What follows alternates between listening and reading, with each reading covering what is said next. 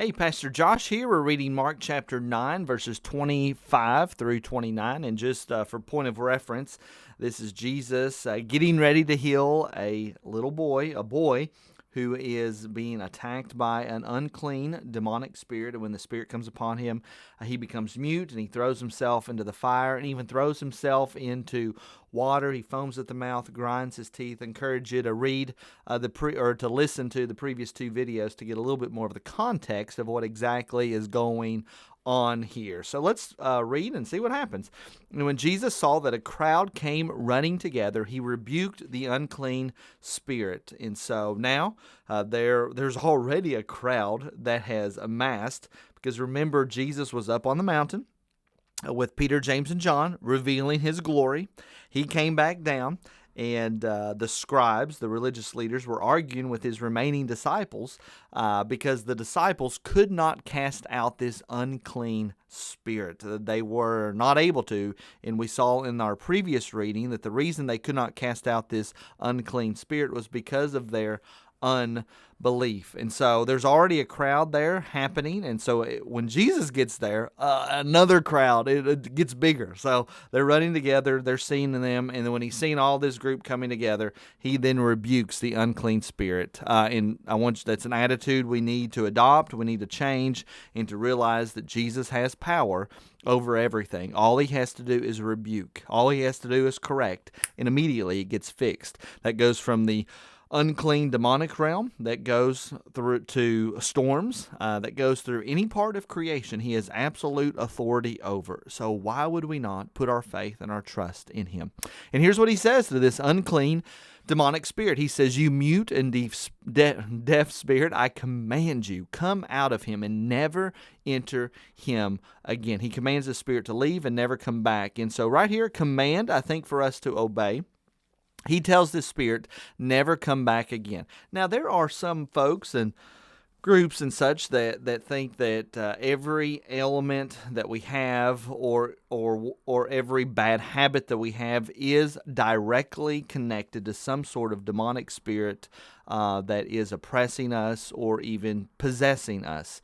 And while, of course, Scripture would point that the demonic realm has a lot more to play in what happens in our world than oftentimes we are willing to admit. But on the other extreme, we do not want to say that every single element, every single problem is directly tied to a demon, and the way to fix it is to cast out the demon. That wouldn't seem to be right and correct either. But I want to look at this where Jesus tells him to never enter him again.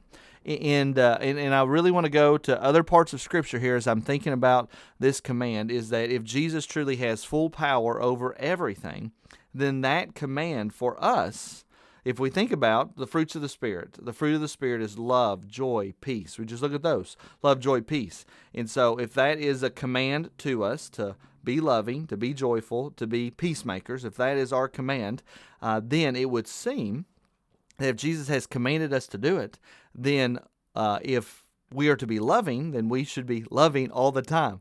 Hate should not come.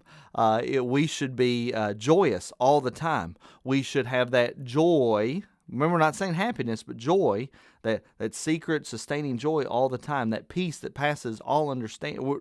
Peace that passes all understanding should be in our hearts, and we should be peacemakers.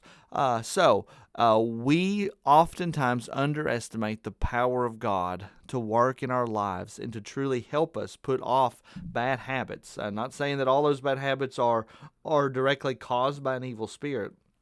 But if God has commanded us to do something, He is going to give us the power to do it. And oftentimes, the reason we're not able to do the things He's asked us to do is because we are faithless, because we are lacking in our trust and our belief in God to help us do it. Verse 26, and after crying out and convulsing him terribly, it came out. The unclean spirit came out, and the boy was like a corpse, so that most of them said, he is dead. But Jesus took him by the hand, lifted him up, and arose. And when he had entered the house, his disciples asked him privately. A good example for us to follow. If something is bothering you, something is confusing you, it would be wise for you to ask the Lord in prayer. Ask that question of the Lord. audibly in your prayer time, write it out in a journal as a prayer to the Lord and say, God, help me understand this. His disciples asked him privately when they were alone. And here's the question they asked: why could we not cast it out? Why could we not? You gave us the power, Mark 6. And apparently they're even implying that, maybe we did have some, we had some faith. Why were we not able to cast it out? And Jesus said to them, this kind cannot be driven out by anything but prayer. And actually, if you're reading the ESV, there's going to be a footnote there that even says, some manuscripts will say, and prayer. King James Version has prayer. Other manuscripts have it, or have fasting in there. So this kind cannot be driven out by anything but prayer and fasting. And when I say it's in other manuscripts, we're talking about copies of the Greek manuscripts, and so oftentimes they compare all of these different manuscripts that they have, and sometimes there's differences because there are copying errors that occur. Well, the difficulty for scholars is to discern what errors were made. Did they forget something? Did they add something? Were they trying to make a theological commentary and add things purposely? Different things that they try to weed through. I do want to help you rest assured, though, that any of the changes in the manuscripts does not address any sort of essential doctrine of the Christian faith. But I think it would be best to see that with prayer and fasting. This kind cannot be driven out by anything but prayer and fasting. He's saying is even the most difficult of problems, the most difficult of demons, the most difficult of habits, they can only be driven out, they can only be changed by prayer and fasting, by an intentional, intense seeking of the Lord. Oftentimes we downplay the power of prayer. If you're like me sometimes, you think prayer is not doing anything. Prayer is just sitting or standing or kneeling, but you're not doing anything. You're just praying. And that right there just shows the lack of faith in God, because prayer is the most important thing you can be doing. Engaging with the God of the universe. That really shows your faith.